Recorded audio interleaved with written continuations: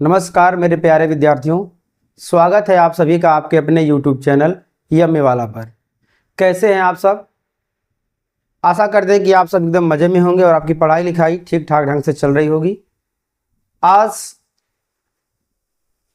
हम स्टार्ट कर रहे हैं क्लास 11th फिजिक्स चैप्टर 1 की फिजिकल वर्ल्ड अर्थात भौतिक जगत के बारे में आज आप सीखेंगे एकदम आसान भाषा में। तो आइए शुरू करते हैं बिना टाइम वेस्ट किए आज का क्लास।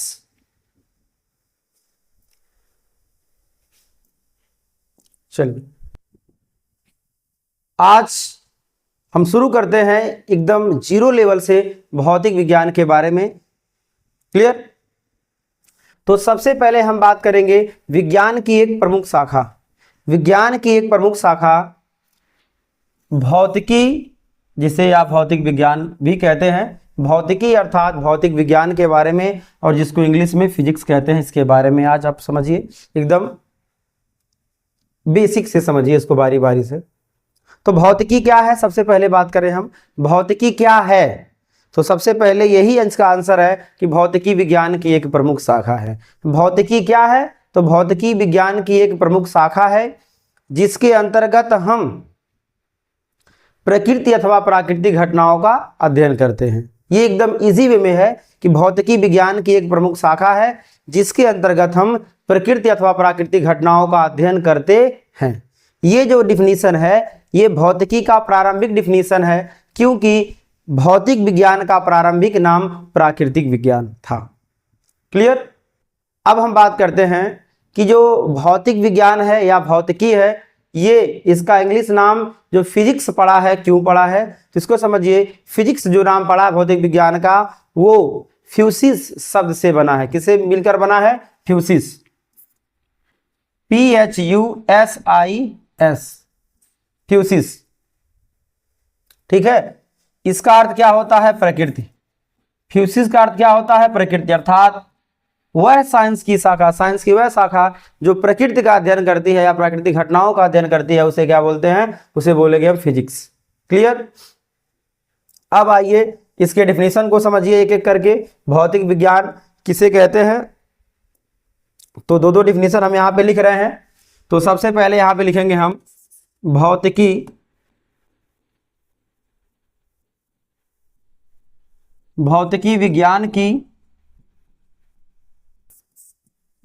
विज्ञान की एक प्रमुख शाखा है। भौतिकी विज्ञान की एक प्रमुख शाखा है जिसमें प्रकृति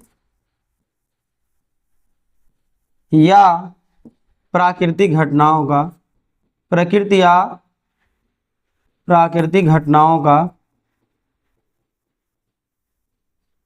प्राकृतिक घटनाओं का अध्ययन किया जाता है। अध्ययन किया जाता है।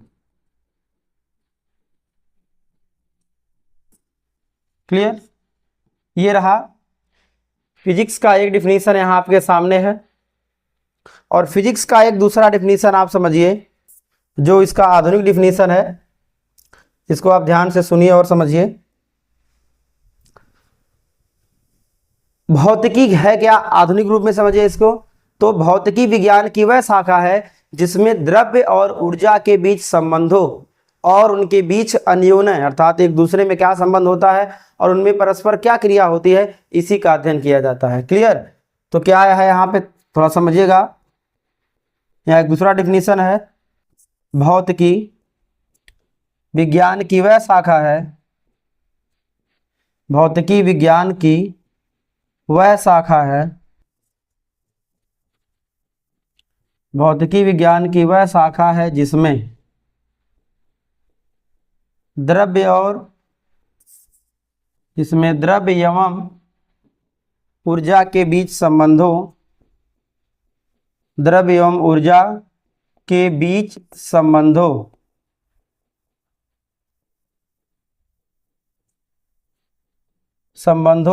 एवं अन्योन्य क्रियाओं का अन्योन क्रियाओं का अध्ययन किया जाता है, अध्ययन किया जाता है। चलिए, यहाँ पर फिजिक्स के दो डिफिनीशन हुए हैं, आपको इन्हें तैयार रखना है। अब बात करते हैं कि ये डिफिनीशन जो दिया गया पहला वाला, उस टाइम पर लोग प्रकृति के बारे में बहुत जिज्ञासु होते थे। सूर्य, चंद्रमा, तारे, नक्षत्र ये सभी हैं क्या, आकाश में जो भी दिखते थे ये सब थे क्या, इसके बारे में लोग जानने के लिए ललायित रहते थे, प्रफुल्लित रहते थे, उत्सुक रहते थे। तो इस कारण से उस टाइम पर उसको प्राकृतिक विज्ञान कहा जाता था। भौतिकी का मूल नाम क्या था, प्राकृतिक विज्ञान था, आप इसको याद रखिएगा। लेकिन इसे आधुनिक रूप में भौतिकी या भौतिक विज्ञान कहते हैं। और आपके सामने डिफिनीशन है, भौतिक विज्ञान, भौतिकी विज्ञान की वह शाखा है जिसमें द्रव्य एवं ऊर्जा के बीच संबंधों एवं अन्योन्य क्रियाओं का अध्ययन किया जाता है। इनमें क्या संबंध है, क्या रिलेशन है, और एक दूसरे से कैसे हैं, एक दूसरे से कैसे निर्भर हैं, इसके बारे में अध्ययन किया जाता है किसमें, भौतिकी में। अब हम बात करते हैं, ये दूसरा डिफिनीशन है, ये क्यों दिया गया, तो आप याद रखिएगा जो पूरा यूनिवर्स होगा, थोड़ा ध्यान दीजिएगा, जो पूरा यूनिवर्स है, UNI थोड़ा याद रखिएगा, VERSE, जो पूरा यूनिवर्स है, यहाँ आपको समझना होगा जो पूरा यूनिवर्स है वो किससे मिलकर बना है, तो आप याद रखिएगा ये जो पूरा यूनिवर्स है ये दो चीज़ों से मिलकर बना है। किससे मिलकर बना है, पहला है मैटर, किससे मिलकर बना है, पहला है मैटर, और दूसरा क्या है, एनर्जी। क्लियर। तो पूरा जो ब्रह्मांड है क्या है, ब्रह्मांड, ये जो ब्रह्मांड है ना दो चीजों से मिलकर बना है, पहला क्या, किससे, द्रव्य से, और दूसरा किससे मिलकर बना है, ऊर्जा से। पूरी जो सृष्टि, जो पूरी कायनात, जो पूरा ब्रह्मांड है, इन्हीं दो चीजों से मिलकर बना है भौतिक जगत, इसलिए चैप्टर का नाम भी है भौतिक जगत। तो द्रव्य और ऊर्जा से मिलकर पूरा बना है सृष्टि। इस कारण से द्रव्य और ऊर्जा के बीच संबंधों का विज्ञान की शाखा जो अध्ययन करती है वही भौतिक विज्ञान कहलाती है। क्लियर। तो इस प्रकार आपने यहाँ पे समझा। और अब बात करते हैं मैटर क्या होता है, थोड़ा ध्यान दीजिएगा कि मैटर होता क्या है और एनर्जी क्या होता है। मैटर और एनर्जी क्या क्या होता है, तो देखिए मैटर वही है जिसको आप छू सके, महसूस कर सके, देख सके, जिसका कुछ द्रव्यमान, भार या आयतन हो। क्लियर। यानी दुनिया की वह प्रत्येक वस्तु जिसको आप देख सकते हैं पदार्थ है, जिसको आप छू सकते हैं पदार्थ है, जिसका कुछ द्रव्यमान हो वह पदार्थ है, जिसका कुछ भार हो वह पदार्थ है। तो ऐसा जिस पे अप्लाई होगा वो सभी क्या है, पदार्थ हैं। अब बात करते हैं ऊर्जा किसे कहते हैं, तो किसी वस्तु के कार्य करने की क्षमता को ऊर्जा कहते हैं। किसी वस्तु के कार्य करने की क्षमता को ऊर्जा कहते हैं।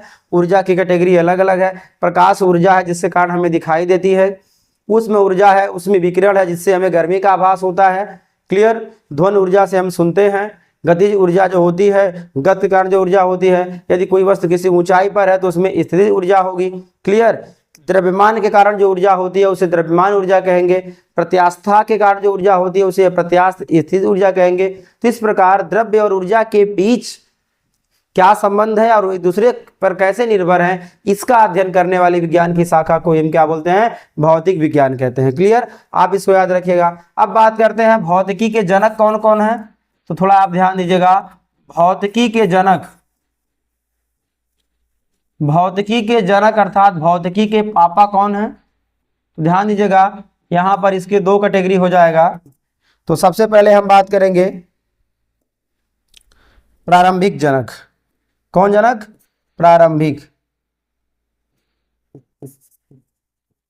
यहां बात करेंगे हम प्रारंभिक जनक और आधुनिक। क्लियर। क्योंकि दो फिजिक्स चलता है ना, एक क्लासिकल फिजिक्स और एक कौन चलता है, मॉडर्न फिजिक्स। तो भौतिकी के जनक प्रारंभिक कौन, प्रारंभिक भौतिकी के जनक कौन है और आधुनिक जनक कौन है, याद रखिएगा। जो प्रारंभिक है ये है sir Isaac Newton, sir Isaac Newton. Clear. ये कहां से थे सर आइजक न्यूटन, तो सर आइजक न्यूटन ये थे इंग्लैंड के। कहाँ के थे? इंग्लैंड के थे। इस कारण से इनके नाम में सर लगा है, क्योंकि अंग्रेज जो लोग होते थे, कोई वैज्ञानिक आविष्कार किए, कुछ अच्छा किए साहित्य के क्षेत्र में या किसी भी सेक्टर में, जो अच्छा करते थे, जो बेस्ट करते थे, उन्हें सर की उपाधि अंग्रेज अर्थात गोरे लोग देते थे। क्लियर। और आधुनिक विज्ञान के जनक कौन है? तो याद रखिएगा अल्बर्ट आइंस्टीन।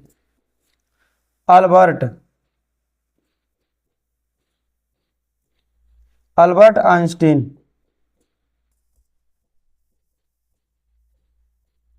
क्लियर।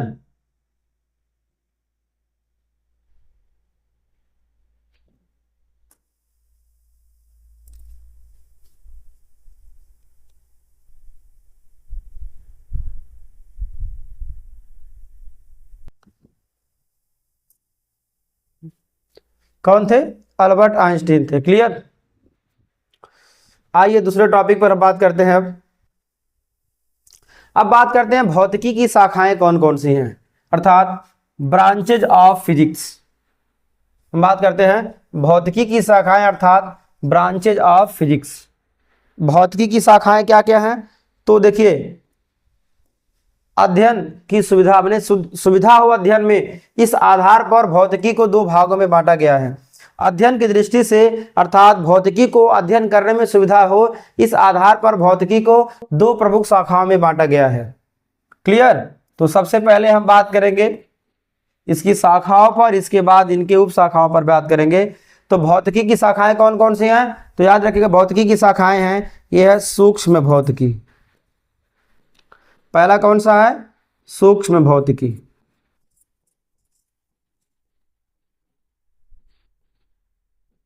दूसरा कौन सा है? यह है स्थूल भौतिकी। कौन सा है? स्थूल भौतिकी। क्लियर। अब देखिए इनको इंग्लिश में क्या कहते हैं। सूक्ष्म भौतिकी को हम बोलते हैं माइक्रोफिजिक्स। क्या बोलेंगे? माइक्रोफिजिक्स। ये। और स्थूल भौतिकी को बोलते हैं मैक्रोफिजिक्स।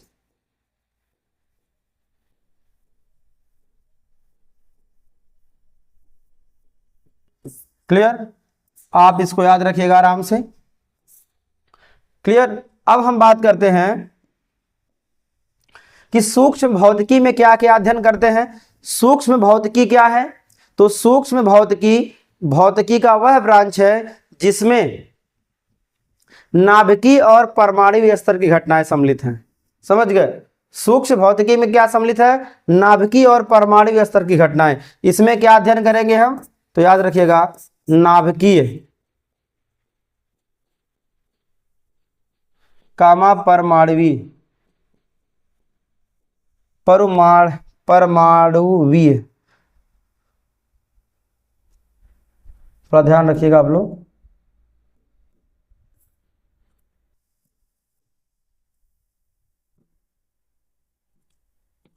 नाभिकीय कामा परमाणुवीय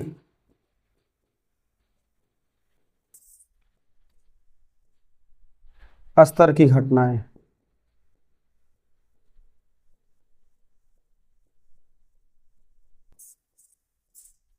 ध्यान दीजिएगा, सूक्ष्म भौतिकी में क्या अध्ययन होता है? नाभिकीय कामा परमाणुवीय स्तर तक की घटनाएं, अर्थात इलेक्ट्रॉन, प्रोटॉन, न्यूट्रॉन, नाभिक, इन सब के बारे में जब अध्ययन करते हैं तो उसको कौन सी भौतिकी बोलेंगे?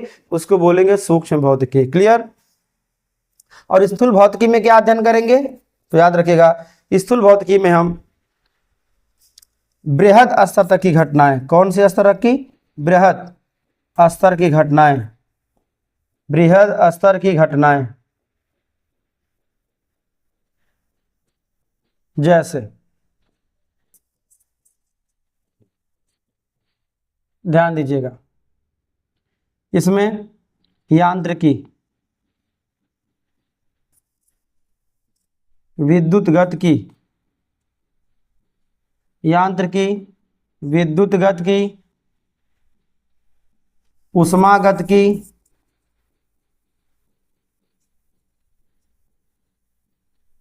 दोलन एवं तरंगे, दोलन एवं तरंगे, खगोलीय स्तर की घटनाएं। थोड़ा ध्यान दीजिएगा आप लोग। खगोलीय स्तर तक की घटनाएं, खगोलीय स्तर की घटनाएं। ध्यान दीजिएगा, स्थूल भौतिकी में किसका अध्ययन करेंगे? यांत्रिकी के बारे में, विद्युत गतिकी के बारे में, उष्मागतिकी के बारे में, दोलन एवं तरंगे, खगोलीय स्तर की घटनाएं। व्यापक अर्थात बृहद बृहद अर्थात बड़े स्तर की घटनाओं का अध्ययन किसमें करेंगे? स्थूल भौतिकी में करते हैं। ये आपके सामने आ जाएंगे यहाँ पर। और सूक्ष्म भौतिकी में नाभिकीय व परमाणुवीय स्तर तक की घटनाओं का हम अध्ययन करते हैं। क्लियर? अब आइए अब बात करते हैं हम नेक्स्ट टॉपिक पर। तो भौतिकी और समाज में क्या संबंध होता है?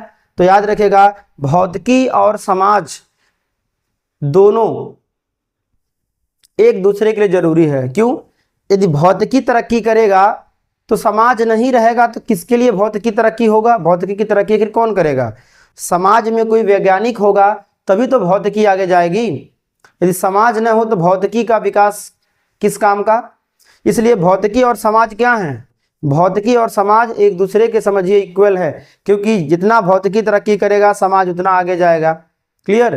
तो आज हमारे समाज में जो भी आमूलचूल परिवर्तन हुआ, हमारा समाज जो कभी आदिवासी समाज था, आदिमानव किस प्रकार रहा करते, जैसे वनवासी समाज था, और आज देखिए किस प्रकार हमारा समाज परिवर्तित हुआ है। किसकी बदौलत? भौतिकी की बदौलत। अपने घर में, अपने आसपास उन चीज़ों को देखिए जो भौतिकी की वजह से ही बने हैं, तो आपको समझ में तुरंत आएगा कि हाँ, इन यदि ये न होते तो आज क्या होता। सोचिए, साइकिल, मोटरसाइकिल, स्कूटर, बस, ट्रेन, अगर ये सब नहीं होते तो हम ट्रेवल पैदल चलते और टाइम लगता, समय का ज़्यादा खपत होता, और फिर सोचिए क्या दिशा होती समाज की। और जिस प्रकार कई उपकरण जो हमारे लिए बहुत काम आते हैं, इनके बनने से क्या हुआ है? आपके घरों में थाली जो बनी है उसके बनने से क्या हो गया है? तो आप अपने आसपास परिवेश में देखिए, भौतिकी की वजह से ही हमारे जीवन में सुधार आया है। भौतिकी की वजह से ही हमारे जीवन में सुधार आया है। इस प्रकार हम कह सकते हैं कि भौतिकी के बिना हमारा जीवन उसी जैसा होगा जैसे आदि मानवों का था। क्लियर? भौतिकी के तरक्की से ही हमारा समाज आगे बढ़ा है। और आज आप मोबाइल फोन से के यूट्यूब, सोशल मीडिया से या यूट्यूब के जरिए आप हमको देख सकते हैं यहाँ से।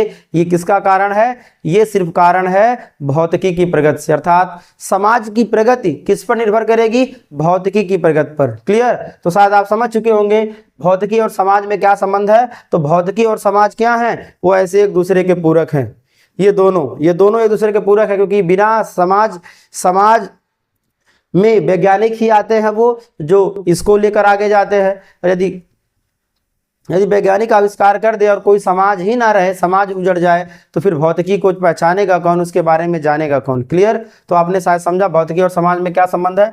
अब आइए हम बात करते हैं भौतिकी और टेक्नोलॉजी में क्या संबंध है। तो याद रखिएगा, भौतिकी और टेक्नोलॉजी ये दोनों एक दूसरे पर यह भी निर्भर हैं। दोनों क्या हैं? एक दूसरे के पूरक हैं। दोनों क्या हैं? एक दूसरे के पूरक हैं। याद रखिएगा, दोनों क्या हैं? एक दूसरे के पूरक हैं। टेक्नोलॉजी उतनी ही विकसित होगी जितनी भौतिकी, अर्थात भौतिकी में जब तरक्की होगा तभी टेक्नोलॉजी होगा। क्लियर? तो भौतिकी और टेक्नोलॉजी क्या हैं? एक दूसरे के पूरक हैं। बिना एक दूसरे के सहयोग से कोई आगे नहीं जा सकता है। क्लियर? अब आइए हम बात करते हैं विश्व के प्रमुख भौतिक वैज्ञानिक कौन कौन हैं। तो विश्व के प्रमुख भौतिक वैज्ञानिक के नाम हम आपको बताते हैं, जिनमें हम उन्हीं वैज्ञानिकों का नाम लेंगे जिनकी बदौलत काफी आमूलचूल परिवर्तन हुए हैं। क्लियर? तो सबसे पहले हम बात करते हैं, सबसे शुरुआती दौर में बात करते हैं विश्व के वैज्ञानिक के बारे में, गैलीलियो। किसके बारे में बात करते हैं? गैलीलियो। तो सबसे पहले हम बात करते हैं गैलीलियो। क्लियर? उसके बाद हम लेते हैं Newton, Copernicus,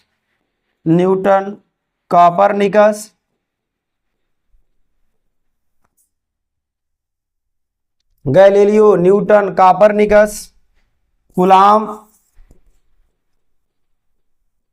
ampere,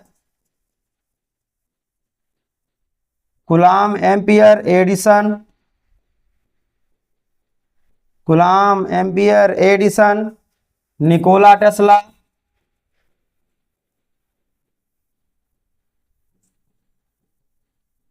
Nicola Tesla, Rutherford,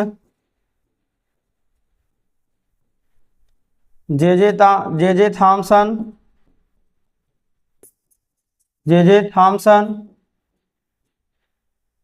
James Chadwick, या इसको हम बोलते हैं Chadwick, Mendeleev,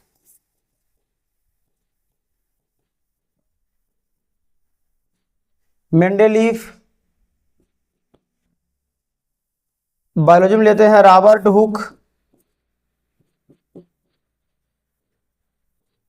hook, Altmann, Robert brown, अरस्तु। क्लियर। और ये रहे विश्व के वैज्ञानिक। कैसे वैज्ञानिक? विश्व के वैज्ञानिक। क्लियर। और इसी में हम अब नाम ऐड कर देते हैं भारतीय वैज्ञानिक के बारे में, CV Raman.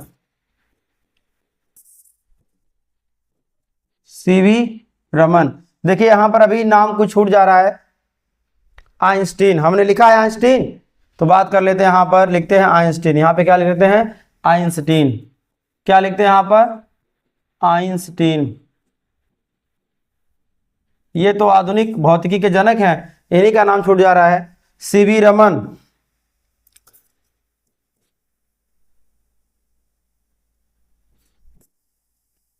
Abul Kalam Azad,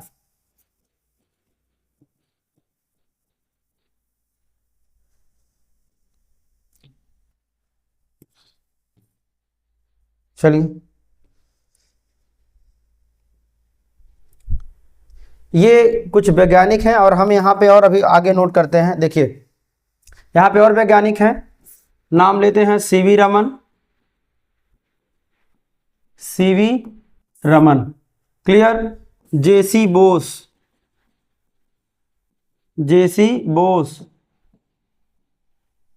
clear. APJ Abdul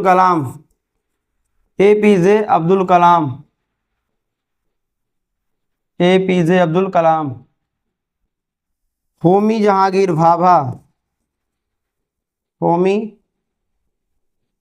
Jahangir Bhabha. Clear. ये भारतीय विश्व प्रसिद्ध वैज्ञानिक हैं, प्रोफेसर बीरबल साहनी। कौन है? प्रोफेसर बीरबल साहनी। और हम वैज्ञानिक की बात करते हैं, और ये सब तो आधुनिक हैं। इसके पहले हम नाम लेते हैं आर्यभट्ट। कौन सा है? आर्यभट्ट। वराहमिहिर,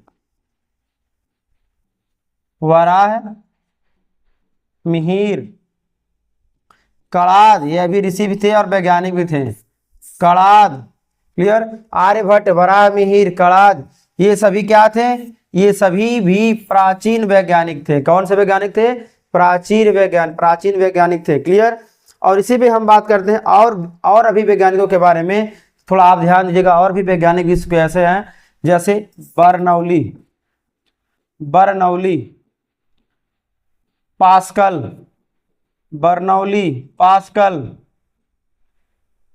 आर्किमिडीज।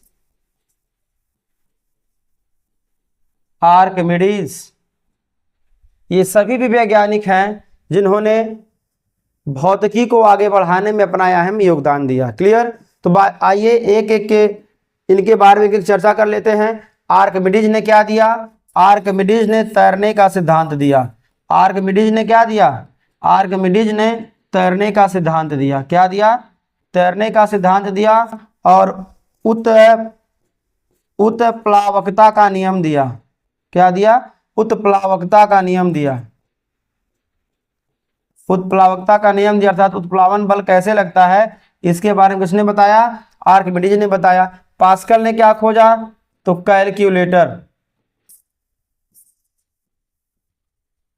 कैलकुलेटर की खोज किसने किया? पास्कल ने किया। बर्नौली ने क्या खोजा? तो बर्नौली प्रमेय को किसने खोजा? इन्हीं के नाम पर रखा गया, बर्नौली प्रमेय। अब हम बात करते हैं और वैज्ञानिकों के बारे में, किसने क्या दिया?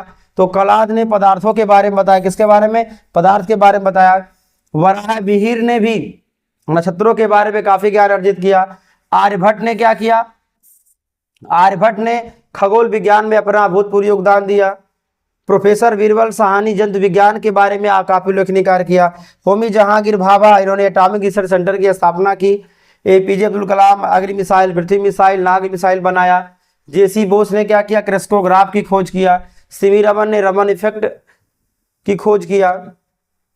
अब हम बात करते हैं और इधर के बाद गैलीलियो ने क्या किया, गैलीलियो ने सबसे पहले बताया कि पृथ्वी सूर्य के चारों ओर घूमती है, और उसने क्या किया, दूरबीन का आविष्कार किया। न्यूटन ने क्या किया, न्यूटन ने प्रिज्म पर जब प्रकाश पड़ता है तो अपने अवयवों में विभक्त होता है, इसके बारे में बताया। और न्यूटन ने गुरुत्वाकर्षण की खोज की, गुरुत्वाकर्षण का नियम दिया, न्यूटन ने दिया।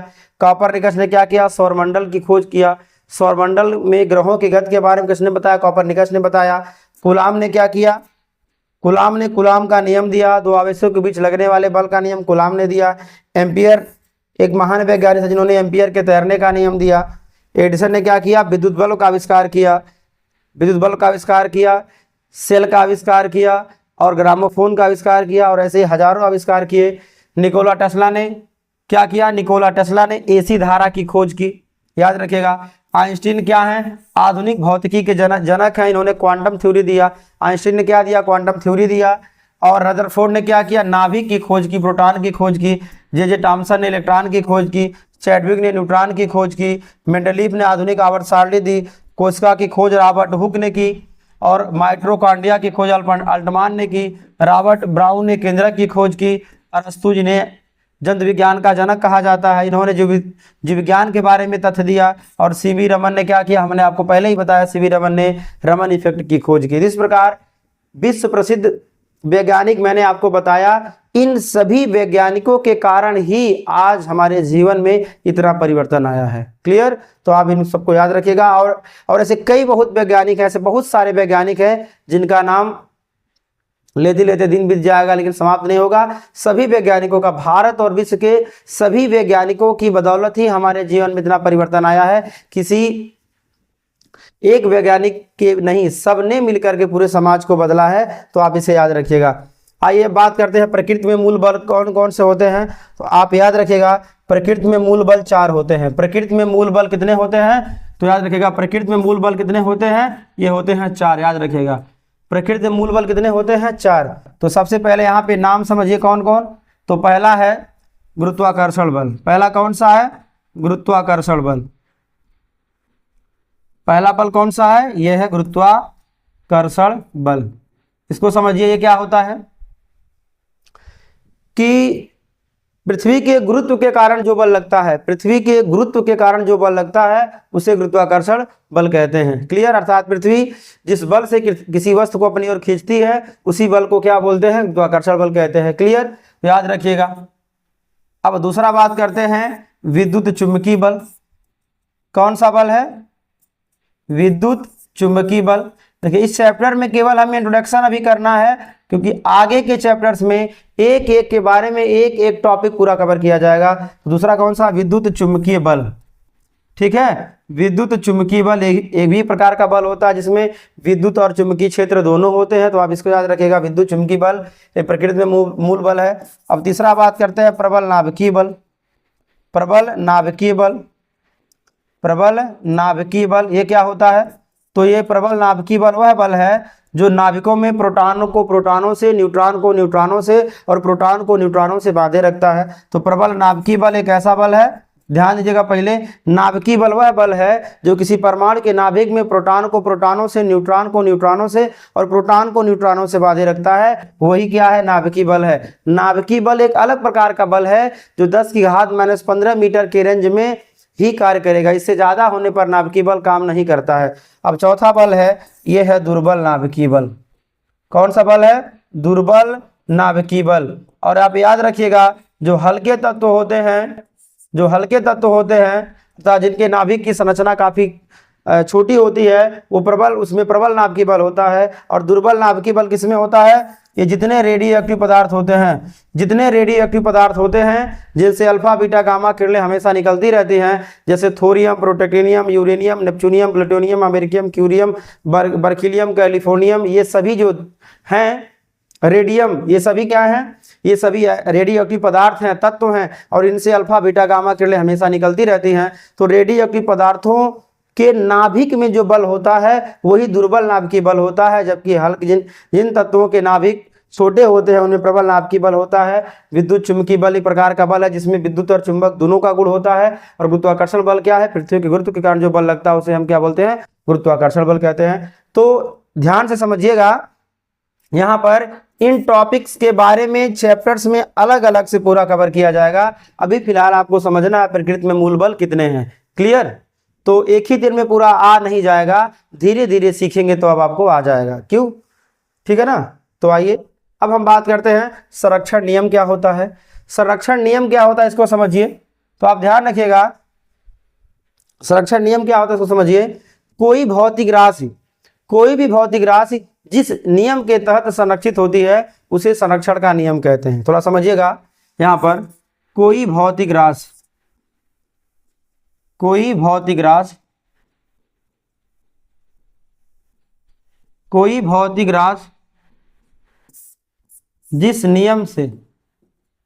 जिस नियम के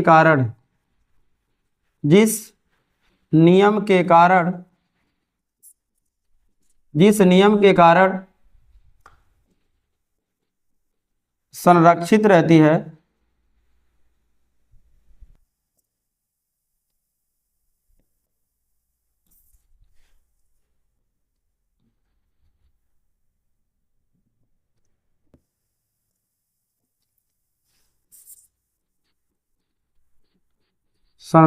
रहती है,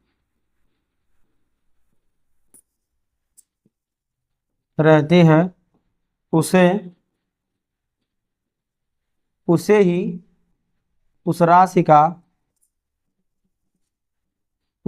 राशि का संरक्षण नियम कहते हैं।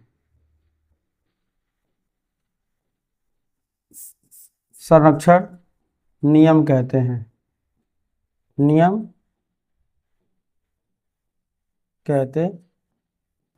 क्लियर? अब प्रमुख संरक्षण नियम कौन कौन से, आप इसको याद रखिएगा। देखिएगा प्रमुख संरक्षण नियम कौन कौन से हैं। तो चलिए मैं यहाँ पर कुछ संरक्षण नियम लिख देता हूं, आप इसको तैयार रखिएगा। तो सबसे पहले लेते हैं द्रव्यमान संरक्षण नियम।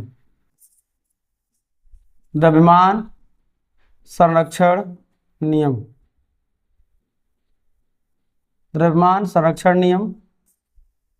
दूसरा लेते हैं ऊर्जा संरक्षण नियम।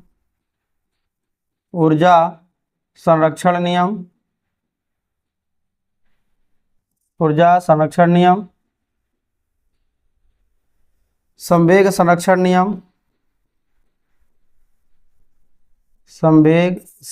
नियम।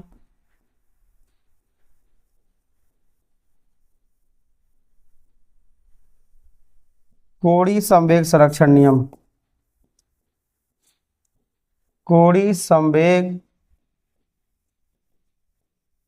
संरक्षण नियम।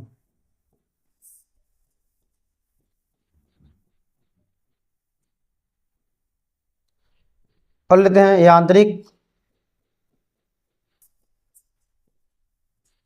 यांत्रिक ऊर्जा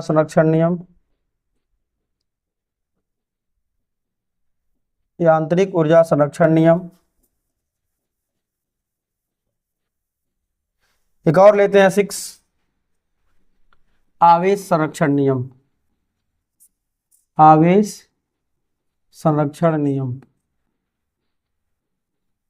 चलिए इनके बारे में थोड़ा थोड़ा समझिए, और अगले क्लासों में अर्थात क्लास 11th और 12th में इन सभी का बारी बारी से जिक्र होगा। ऊर्जा को न तो नष्ट किया जा सकता है और न उत्पन्न किया जा सकता है, बस उसका रूप बदला जा सकता है। यही क्या है? ऊर्जा संरक्षण नियम है। संवेग संरक्षण नियम क्या है कि यदि किसी वस्तुओं के निकाय पर कोई बाह्य बल न लगे तो वस्तु का संवेग संरक्षित होगा, यही संवेग संरक्षण नियम है। और कोणीय संवेग संरक्षण नियम क्या है कि यदि किसी कोई वस्तु यदि वृत्तीय गति कर रही है तो वृत्तीय गति में कोई बाह्य फोर्स न लगे तो उसका कोणीय संवेग फिक्स रहता है, निश्चित रहता है। कोणीय संवेग संरक्षण नियम है।